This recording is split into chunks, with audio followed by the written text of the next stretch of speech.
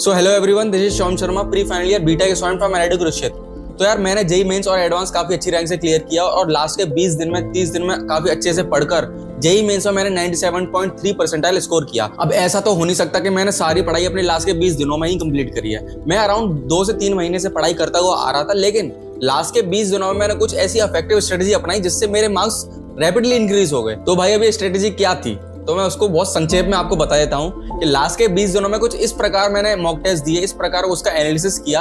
क्या around 60 marks मेरे आ रहे थे, कभी कभी 20 मार्क्स 30 मार्क्स भी आ रहे थे, सडनली इंक्रीज हो गए 180 प्लस मार्क्स पे। तो उसी स्ट्रेटजी को आज मैं तुम्हारे साथ इस वीडियो में शेयर करूंगा और ये वीडियो जो अराउंड 4 से 5 मिनट की ही है, ज्यादा बड़ी वीडियो नहीं है, तो इस वीडियो को लास्ट तक देखना।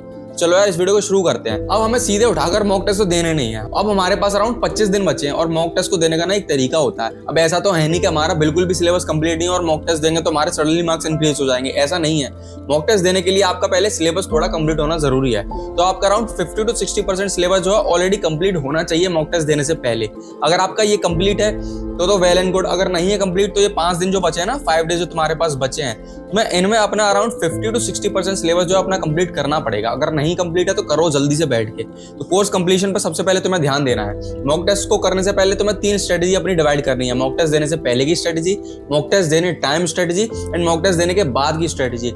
इन 3 स्ट्रेटेजी पे तुम्हें अब काम करना है। सबसे पहली स्ट्रेटेजी जैसे मैंने तुम्हें बताया, एग्जीक्यूशन से पहले की प्लानिंग, कोर्स कंप्लीशन और जो तुम्हारे मॉड्यूल के क्वेश्चन है ना, जैसे तो भी तुम्हारे पास मॉड्यूल है आकाश का, एलिन का या फिर किसी और कोचिंग सेंटर का आपके पास मॉड्यूल है, तो उसमें जो क्वेश्चंस दे रखे हैं हर एक चैप्टर के क्वेश्चंस तुम्हें प्रैक्टिस करने हैं। अराउंड 20 से 30 क्वेश्चन तो तुम्हें प्रैक्टिस करने होंगे भाई, इतना मिनिमम मैं बता रहा हूँ, वरना इससे ऊपर तो तुम्हें अराउंड 50 to 60 क्वेश्चन तो इंटरमीडिएट लेवल पे तुम्हें करने होंगे, तभी तुम्हारी प्रैक्टिस अच्छी होगी।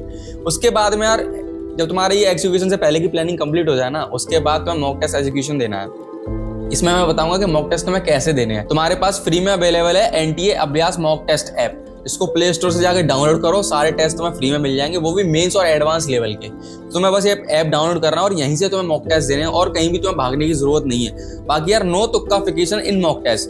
अब तो मॉक टेस्ट में यार तुक्का देने लग जाओगे तो तुम्हारा उसमें कोई फायदा नहीं है। तुम्हें लग रहा होगा कि हमारे तुक्के से जो मार्क्स थोड़ा इंक्रीज हो जाएंगे मॉक टेस्ट में, तो हो सकता है कि हमारा जेईई मेंस में भी यही स्कोर आए, इतना भी मॉक टेस्ट में आ रहा है तुक्का लगाने से। लेकिन भाई तुक्के की एक खासियत बताऊं, आज चलेगा कल नहीं चलेगा, ठीक है? आज चल रहा है कल नहीं चल रहा है, तो इस चीज को तुम्हें ध्यान रखना है। मॉक टेस्ट देने टाइम तुम्हें कोई भी तुक्का नहीं लगाना है। उसके बाद यार अटेम्प्टिंग क्वेश्चन में 50% डाउट मार्जिन। अब देखो यार, अब ऐसे क्वेश्चन जिनमें तुम्हें 4 ऑप्शन दे रखे हैं, ठीक है, 4 ऑप्शन दे रखे हैं, उसमें A, B, C, अब हो सकता है ये ऑप्शन जो है तुम्हें पता लग गया कि ये गलत ऑप्शन है, ये सही नहीं है। उसके बाद ये भी ऑप्शन गलत है। अब तुम्हें डाउट आ रहा है केवल इन 2 ऑप्शंस में, तो अब तुम्हें ऐसे क्वेश्चंस को अटेम्प्ट करना है जिनमें तुम 2 ऑप्शंस के बीच कंफ्यूज हो, जिनमें तुम श्योर हो गए हाँ ये आंसर सही है तो उसको तो लगाना ही लगाना है। बट ऐसे ऑप्शंस जिनमें तुम 50% यानी कि 2 ऑप्शंस में श्योर हो कि इनमें से ही कोई आंसर होना है, तो तुम उसको अटेम्प्ट कर सकते हो। इसको हम तुक्का लगाना नहीं बोलेंगे। इसमें यह है कि हाँ तुम्हें ये क्वेश्चन जो है आ रहे हैं, तुम्हें थोड़ा बहुत डाउट है जिसको बाद में क्लियर तुम्हें करना है, तो ऐसे क्वेश्चन को जो है तुम अटेम्प्ट कर सकते हो अपने एग्जाम में जिनमें 50% तुम्हें डाउट लग रहा।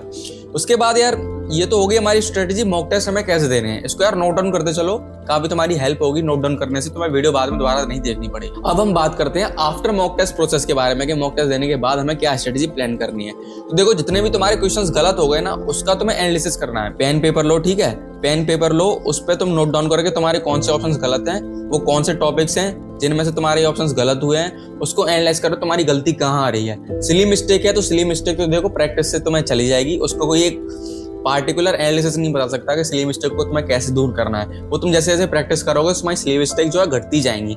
बट अगर तुम्हें ऐसा लग रहा है कि टॉपिक में ही तुम्हारी थोड़ी कमी थी, तुमने जो समझा उस टॉपिक को, तो हाँ उस टॉपिक को दोबारा से पढ़ो, ठीक है, दोबारा से पढ़ने की जरूरत है उस टॉपिक को। इसके बाद बात करें तो learning topics of unattempted questions. अब ऐसे क्वेश्चन जो तुमने मॉक टेस्ट में अटेम्प्ट नहीं किए हैं, उनको तुम्हें जो उनके टॉपिक्स को पढ़ना है। अब देखो मेरी इस बात को काफी गौर से सुनना, तुमने जितना भी सिलेबस कंप्लीट करना था वो अभी तक कंप्लीट कर लिया होगा, ठीक है। अब इससे आगे 25 दिन बचे हैं जिसमें तुम्हें 20 दिन अपने मॉक टेस्टिंग में देने हैं। तुम्हारे पास सिलेबस कंप्लीशन के लिए केवल 5 दिन है। अब इन 5 दिन में तुम जितना सिलेबस कंप्लीट कर सकते हो उतना कर लो, क्योंकि जब तुम मॉक टेस्ट देने बैठोगे ना, उन मॉक टेस्ट के दौरान किसी भी दिन तुम्हें अपना सिलेबस कंप्लीशन में बिल्कुल ध्यान नहीं देना कि मैं ये टॉपिक पढ़ लूँ, मेरा ये टॉपिक छूट रहा है इसको पढ़ लूँ, ये क्वेश्चन छूट रहा है यानी ये चैप्टर छूट रहा है इसको पढ़ लूँ, ऐसा कुछ नहीं होने वाला। मॉक टेस्ट दोगे ना तो जो क्वेश्चंस तुम्हें मॉक टेस्ट में नहीं आ रहे हैं, जो तुम्हारे अनअटेम्प्टेड क्वेश्चंस है तुम्हारे मॉक टेस्ट टेस्ट में केवल उन्हीं के टॉपिक्स को तुम्हें पढ़ना है, यानी कि जितने भी एक मॉक टेस्ट में तुम्हें ऐसे टॉपिक्स जो तुम्हें नहीं आए केवल उन पर ध्यान देना है। इसके अलावा सिलेबस कंप्लीशन में किसी भी चीज को नहीं पढ़ना है। इससे तुम्हारा टाइम वेस्ट होगा और एनर्जी वेस्ट होगी, क्योंकि जो मॉक टेस्ट तुम दे रहे हो ना उसके हिसाब से अगर तुम चलोगे तो हो सकता है 20 दिन में तुम 40 से भी ज्यादा नए टॉपिक पढ़ लो। तो इसीलिए यार इस पॉइंट को जरूर ध्यान में रखना। बाकी यार दो ऐसी चीजें जो मैंने अपने टाइम में फॉलो करी थी जो तुम्हें मैं बताना चाहूंगा, ये इंपॉर्टेंट चीजें, इनको नोट कर लेना। देखो, during mock test phase I gave 3 mock test every day. हर एक दिन मैंने 3 मॉक टेस्ट देना शुरू किए लास्ट के 20 दिनों में। मेरी सिटिंग पावर जो है शुरू में बहुत बेकार थी यार, मैं बैठ नहीं पाता 3 घंटे, तो मैं 2 घंटे के अंदर ही एक मॉक टेस्ट को जो है सबमिट कर देता था। लेकिन यार 4 दिन हुए, 5 दिन हुए, मेरे को प्रैक्टिस अच्छी हो गई। अब 3 मॉक टेस्ट जो है मैं एक दिन में दे पा रहा था। 9 घंटे सिटिंग मेरे लिए बहुत ज़्यादा बेटर हो गई थी और ये चीज़ मुझे मेरे मेन एग्जाम में काफ़ी ज़्यादा हेल्प करी। मुझे ना ही कोई प्रॉब्लम हुई, ना बैक पेन हुआ, कुछ नहीं। जब मैं अपना रियल एग्जाम दे रहा था जेईई मेंस का, तो इजीली मैंने एग्जाम अपना दे लिया विद फुल कंसंट्रेशन। तो इसीलिए मैं आपको रिकमेंड करूंगा 3 मॉक टेस्ट डेली दो, क्योंकि तुम्हारे अनअटेम्प्टेड क्वेश्चंस भी होंगे ना, इसमें बहुत ज़्यादा हो जाएंगे, जिससे तुम्हें टॉपिक्स को पढ़ने में और आसानी होगी, ज़्यादा टॉपिक्स को तुम कवर कर पाओगे। उसके बाद no separate time for theory reading, only question analysis theory reading. मैंने अभी जो तुम्हें इस सेकंड पॉइंट में बताया ना, वही चीज़ यहाँ पर लिखी हुई है कि कोई अलग से तुम्हें टाइम नहीं देना अपनी थ्योरी को कंप्लीट करने के लिए लास्ट के 20 दिनों में। केवल उन क्वेश्चन की तुम्हें थ्योरी करनी है जो तुम्हारे या तो क्वेश्चन गलत हुए या फिर तुम्हें अटेम्प्ट नहीं किए। इससे क्या होगा ना, थ्योरी कंसाइज हो जाएगी पढ़ने के लिए। तुम्हें सारी किताबें पढ़ने की जरूरत नहीं पड़ेगी, सारे चैप्टर पढ़ लो या कर लो वो कर लो। अब केवल जो तुम्हें क्वेश्चन नहीं आया ना उन्हीं की थ्योरी पढ़नी है। ये कंसाइज होगी अब यहाँ पे थ्योरी, और तुम्हारा टाइम भी है वो काफी बच जाएगा और मॉक टेस्ट तुम ज्यादा दे पाओगे।